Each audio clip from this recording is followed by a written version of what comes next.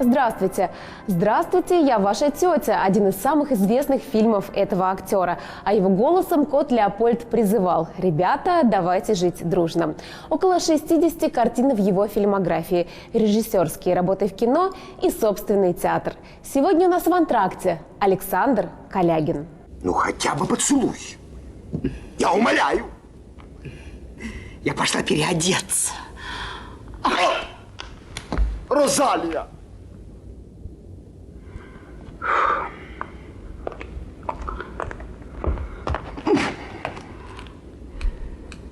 Я тебя поцелую.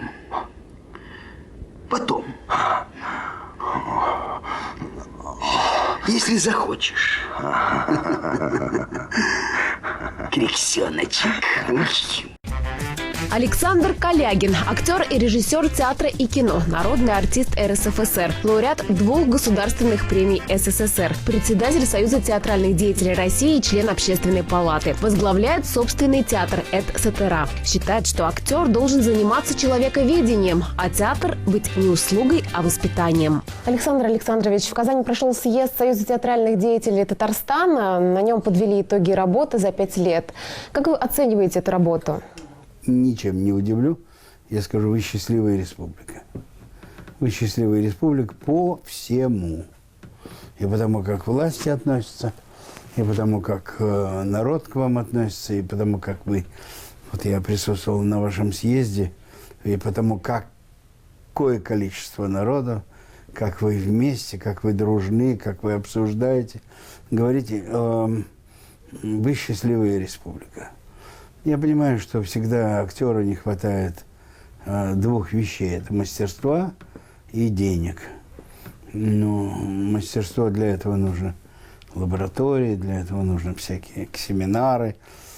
Но самое важное, чтобы сам актер хотел. Мы же не можем загонять в стадо. Есть для этого в Союзе театральных деятелей и международная театральная школа, и масса семинаров от режиссуры до драматургии, от драматургии до актерского мастерства. И ведут эти семинары и потрясающие, выдающиеся люди. Но суть не в этом. Главное, чтобы человек сам хотел. То, что у вас будут возникать всякие студии, театры в подвалах, на крыше, вы знаете, это счастье тоже. Это счастье, потому что большие театры начинаются всегда с маленьких студий. Нужен срок выживаемости, нужны деньги и так далее. И второе, вот я, видите, как подвел, это денежная, конечно, помощь.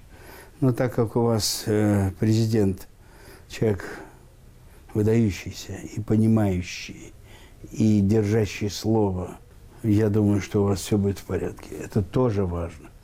А насчет Союза я хочу сказать то, что вы слушали, сколько путевок, сколько обслуживается, сколько людей бывает там, сям. У вас прекрасный председатель Фарид Бекчентаев. У вас прекрасная команда здесь существует. И я думаю, все остальные вопросы насчет дома актера, как ремонтировать его, каким театрам помогать и так далее. Все это решаем. Прекрасный министр культуры. Все решаемо. Поэтому я хочу поздравить вас всех, и нас тоже, как центральный аппарат Союза театральных деятелей, с такой организацией, с таким союзом театральных деятелей, как Татарстан. А что вообще вы видите в регионах? Что сейчас творится с местными театрами? Вы знаете, я боюсь, вы затронули грустную тему, потому что не все регионы так хорошо живут. Это касается зарплат, это касается помощи, это касается востребованности актеров, людей искусства. Не все регионы так живут, некоторые губернаторы относятся к искусству, к театральному искусству, как, знаете, как к услугам. Мы всегда говорим, что театр – это не услуга, это воспитание. Сейчас приняли, что и внесли культуру как средства национальной безопасности. Вот это важно понять, что это наша национальная безопасность. Быть культурным, помимо еды, помимо медикаментов, быть культурным человеком. Это самое главное. В некоторых регионах это не так, к сожалению. О культуре вспоминают в последнюю очередь, к сожалению. О культуре вспоминают только тогда, когда выборы происходят у местных органов власти, от губернаторов до мэрии там, и так далее. Вот это самое обидное. А чем сегодня занимается Союз театральных деятелей России? Какие главные направления, над чем вы работаете? Это долго перечислять. Есть концепция развития театрального искусства, как я говорю, наша Конституция. Сейчас вырабатывается стратегия, немножко застопорилась, но стратегия до 2020 года, по-моему.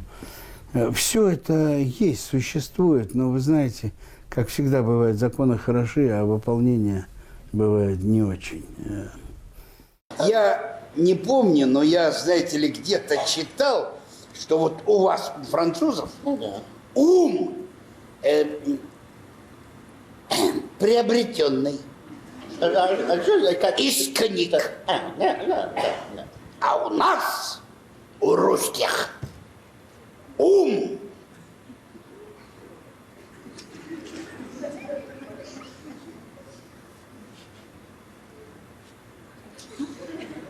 врожденный.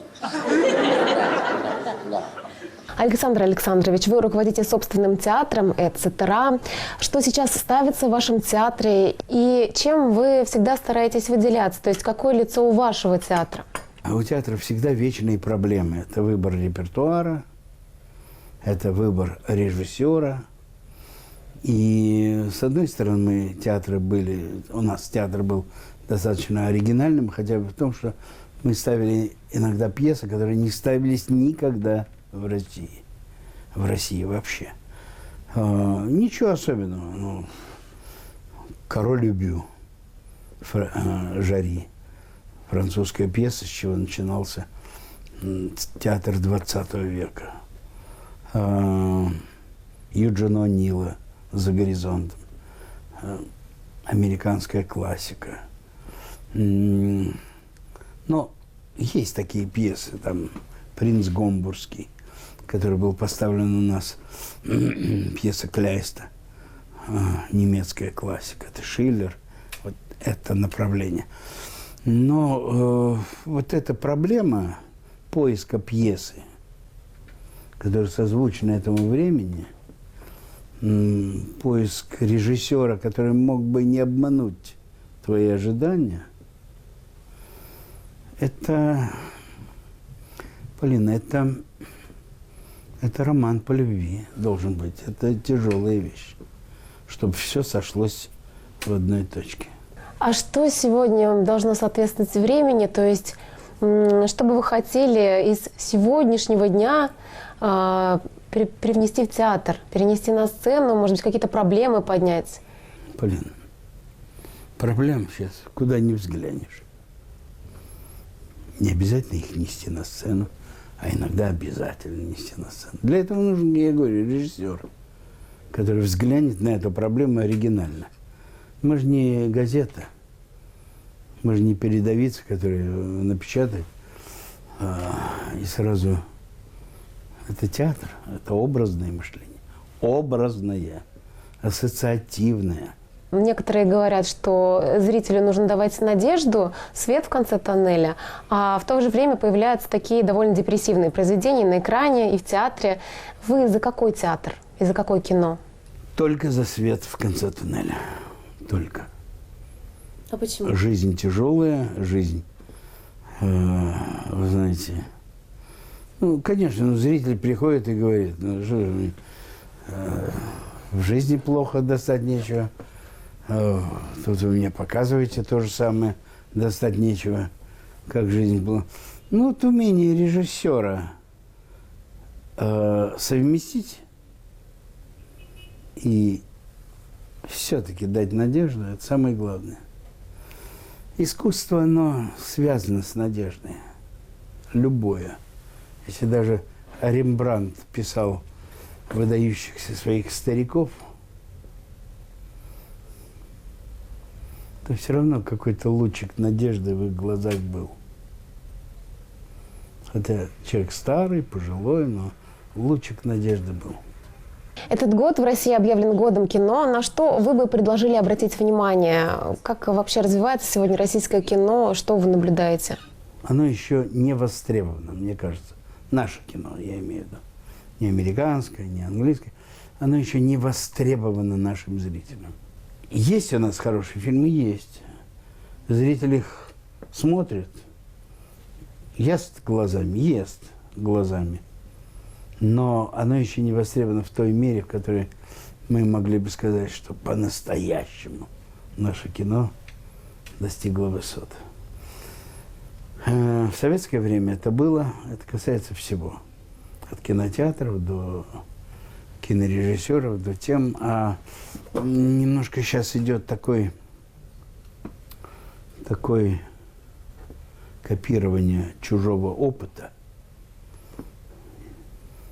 Ну, такой, я смотрю, у меня глаз-то, так сказать, профессиональный, я вижу кадры то из американского кино, но наши на экране говорят по-русски, то я смотрю из французского кино, говорят по-русски. Ну, нету в полной мере то, что называется русского кино. Хотя появляются удивительные вещи. Мало ли в Бразилии.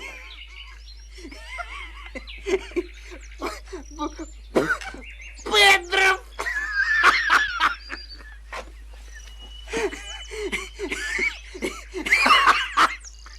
Вы говорили, что актер должен заниматься человековедением. За годы работы в кино и театре что вам удалось понять о природе человека? Что вы открыли для себя сейчас? Когда мой сын рос, и где-то ему было лет 10, 12, по-моему, я ему сказал, я говорю: Денис, бойся 3 банальнейших вещей в жизни. И все они фразы, которые я вам сейчас произнесу, начинаются со вздоха. Знаете, когда человек вздыхает и говорит 3 банальных вещи.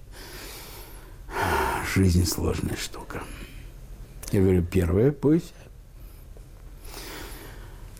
Любовь – прекрасное чувство.